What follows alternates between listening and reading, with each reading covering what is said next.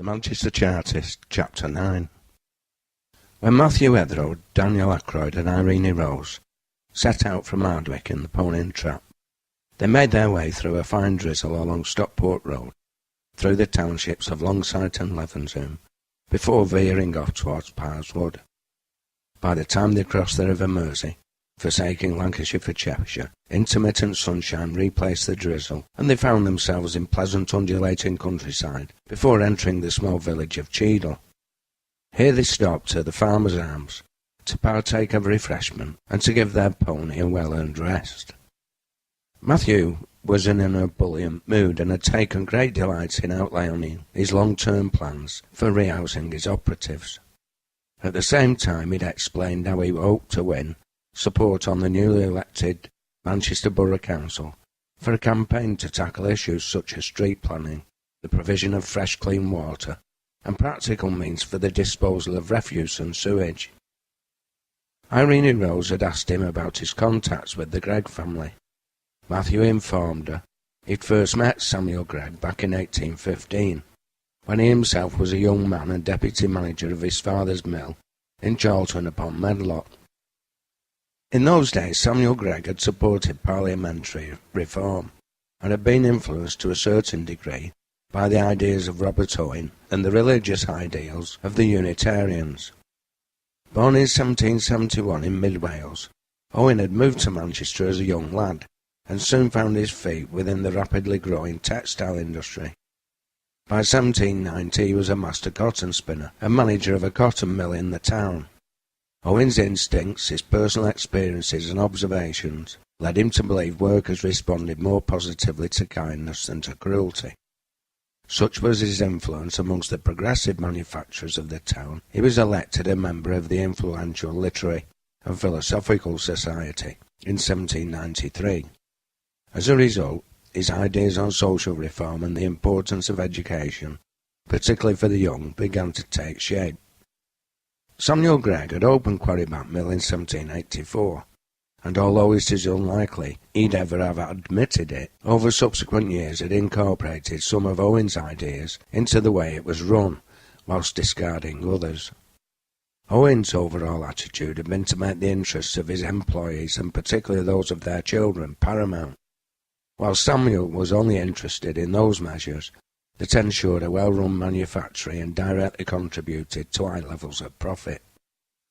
Robert Hyde Gregg, Samuel's eldest son, had entered the business in 1817 at the age of 22, and shortly after his father made him a partner. He became manager of the company in 1832, on his father's retirement. By 1831, Samuel Gregg and Company comprised 5 factories, with some 4,000 power looms between them. Robert now managed Quarrybank Mill, and his 3 younger brothers the rest. John Gregg managing 1 mill in Lancaster and 1 in Caton, his brother young Samuel managing the Bollington Mill, again on the Bolling upstream of Style, and William Gregg the Berry Mill. All 4 brothers had become partners along with old Samuel. However, Robert received 25% of the profits, whilst his brothers only received 10% each. In total, they employed over 2,000 people and processed £4 million weight of raw cotton into cloth every year. Indeed, in 1831, they were estimated to produce 0.6% of all the yarn and 1.03% of all the cloth produced in Britain. All the Greggs were members of the Unitarian Church, as were many of the Manchester cotton manufacturers, and this was how Matthew had first made contact with them directly. The Unitarians differed from other Christian churches in that they rejected the idea of the Holy Trinity, insisting God was a single entity, hence their name. They didn't accept the idea that Jesus of Nazareth was the Son of God, and rejected the notion of the virgin birth, regarding Jesus as a mortal man, an example to others whose teachings were to be followed. They also supported universal suffrage. The fact so many of the Manchester manufacturers were members of the church meant it provided an extremely useful meeting place for making business contacts and securing deals. so much so that Matthew often doubted the degree to which his fellow businessmen subscribed in any genuine way to the Church's teachings. Like his father, Robert Ydgred had taken a lively interest in the need for parliamentary reform. Nonetheless, once the 1832 Reform Act had been passed, ensuring his right to vote and to stand for election, he became a vigorous opponent of any further attempts to extend the franchise, and increasingly fearful of the ever-increasing growth of trade unionism amongst the working classes. With regard to the latter, he believed the only way to protect workers from their follies was to educate them, or at least, as Matthew put it, to educate them to be deferential to their alleged natural superiors, their masters, and accept their God-given subordinate role in life.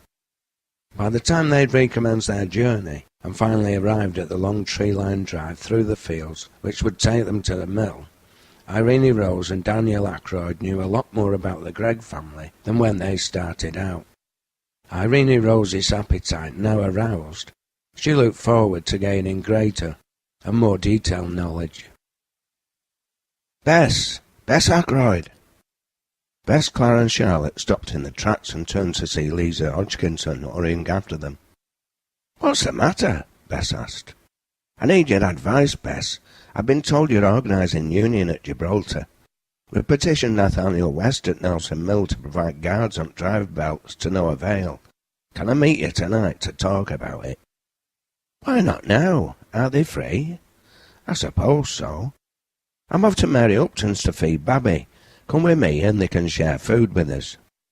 That agreed, the four women set off together, and were soon entering Mary's welcoming kitchen. Bess explained Lisa's presence, and the midwife urged her to sit down at the table, placing a bowl with bread and cheese in front of her, and encouraging her to eat what she could. Once the women had fed the older children, and had their babies at their breasts, Lisa informed them another accident had only been prevented by a stroke of luck that very morning. Another woman had brushed past a moving belt, and its buckle had caught the back of her blouse as it shot upwards at high speed. Ironically, the woman's poverty had saved her life. The material of her blouse had been rotten and given way. The woman had escaped serious injury, although her back would have a permanent scar between her shoulder blades, where the buckle had gouged out a long chunk from her flesh. She was e'er so lucky. She had her hair tied up in a scarf and her head were bent forward. Her house belt would have had her head off, Lisa told them. Bess informed her she expected a visitor to Rome that evening from a local official of the union, and she promised to take it up with him. The old-fashioned buckled drive belts at Gibraltar Mill had long since been replaced, and Bess knew the safer stitched alternatives were readily available. She asked Lisa how many of the spinners at Nelson Mill were union members, the reply being no more than 1 in 5, but 9 out of 10 were angry enough to have signed the petition. The general view was, the first priority must be to win the majority to join the union, and, once that had been achieved, consider how best to persuade the company to make improvements. Clara and Charlotte agreed to help convince the operatives they should join the Cotton Spinners' Union, as did Mary Upton. Once more, she said her barn and yard could be used to host any meeting. "Well, I must say the mill was very impressive." "Yes, father, it was. Just a little too impressive, if you ask me." Matthew eyed his daughter. "Exactly how do you mean, Rose?" "I think we were shown exactly that which would impress us, and little of that which wouldn't." Matthew gazed at her, still wondering what she meant. Irene Rose smiled at him. "Father, we were shown a beautiful building situated in lovely surroundings. We lingered by the bollin, viewed the mill dam and the mill race. Our guide suggested it made a lovely setting for a picnic in the spring and summer months. Great pains were taken to explain how they control the water flow, the intricacies of the water wheel, and how it powered the machinery, the lack of a mill chimney belching out filthy smoke, and how much the mill hands benefited from living in open countryside, miles from any town, drawn to our attention. Evidently everything was perfect for the workers, everything organised for their benefit. It was almost as though the production of yarn and cloth was a sideline. "I wish I could provide such clean water and air for my workers," he replied. Yes, clean air for the operatives to enjoy, a large new airy weaving shed with state-of-the-art machinery and good ventilation. All well and good, father, but we spent more time outside the mill than in it, and once we were in, we spent more time in the new weaving shed than in the old spinning rooms. Every yard of our tour of inspection was very much controlled, don't you think? But the operatives seemed to be happy enough. Yes, they did, the few we were allowed to see. But when I asked to speak to one of the apprentices, I was told I mustn't distract her from her work. When I asked to see their living quarters, I was informed there was no time. The same situation applied when we visited the mill workers' cottages. It was all too well arranged. Matthew shook his head. "I think you're letting your imagination run away with you in a rather negative way. You seem determined to find fault where none existed." I'm afraid when I made my excuse to leave our conducted tour of housing, I took the opportunity to make some enquiries of my own. The fact is, both cottages we were shown were those of overseers, not operatives. Furthermore, the person showing us around, who we'd been told was a weaver, was in fact an overseer. The cottages of the spinners and weavers are far smaller and not so well appointed as those we were conducted around, and they don't have gardens. Both Matthew and Daniel looked surprised. Irene Rose looked into her father's questioning eyes. "I know, because I took the trouble to look, and in one I found a man of about 25. He was at home carrying out the housework. The poor fellow was darning socks, whilst his wife and 2 daughters were at work. He was embarrassed when I questioned him, not because he had free time, but because he was reduced to doing housework, when he believed he should be winning bread for his family. He finally confessed his unhappiness to me. He was a weaver, and a proud, and I have no doubt from the way he spoke to me, a hard-working and honest man. But because of a slight downturn in trade, he'd been laid off, whilst his low-paid wife and children were kept on. He'd discovered the previous week his wife had been promoted and placed in charge of the power looms, which he'd operated, although she wasn't paid near the same wage." She smiled and shook her head. "We were being taken for fools by Robert Gregg," she assured him.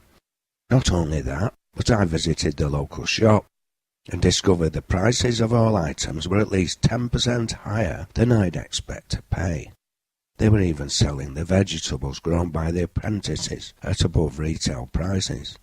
As the nearest alternative shops are at least 5 miles distant, and operatives have no other means except to walk to them, they have little choice other than to use the local shop, which is owned by Mr. Gregg. It's an ingenious and perfectly legal variation on the truck system." She placed her hand on Matthew's arm. "The fact is, father, even if we'd had the opportunity to discuss the question of wages and working conditions with the operatives, even without an overseer present, what would most of them have told us, other than their life was idyllic? The weaver I spoke to was clearly a broken man, but he never said a bad word about Gregg. It took all my wiles to convince him I wasn't a threat but a friend. Robert Gregg owns his workers body and soul. They daren't criticise him. He has the power to throw them out of employment, without which they starve. He rents their houses to them, and sells them their food. He makes profit by employing their labour power, and then makes further profit when they spend their wages on shelter and the necessities of life. How long would a woman last who advocated union membership in the mill, or even spoke up on behalf of an apprentice she saw maltreated? How long do you think Mr. Gregg would knowingly employ a supporter of the Charter?" She shook her head again. "The only operatives who have a secure place with him are the parish apprentices, and then only until they're 18. He pays them no wages, and they have no redress against any injuries perpetrated against them. Are you aware they lock the apprentices up at night to prevent them running away? If things were as wonderful as the Greggs would have us believe, the children wouldn't want to run away, would they? Matthew smiled wryly. You seem to be saying we've had a wasted journey. On the contrary, father, I think there is much to learn from our visit. Although the cottages of the workers are not so large as those of the overseers, they're still a major improvement on those in Manchester. They've obviously been built to last, and are reasonably well designed. After all, it's in Greg's interest they're well built. He needs to provide housing for his workers. There's no alternatives. In other words, his cottages are an asset from which he derives income, and they give him more control over his workforce. The ownership and control of the houses is the real question. If you build houses for your mill operatives, father, you mustn't then use those houses as a weapon to control your workers. I think that's immoral. A way must be found of handing over control to an independent body on which the tenants are represented, which would provide you with an agreed basic return on your original capital expenditure and ensure the tenants security of tenure and rents they can afford. Matthew nodded, realizing the implications, and admiring the way his daughter had marshalled her facts and used them to draw lessons for the future. Encouraged, Irene Rose warmed to her task. If you provide a reading room, you mustn't then dictate which books can be read.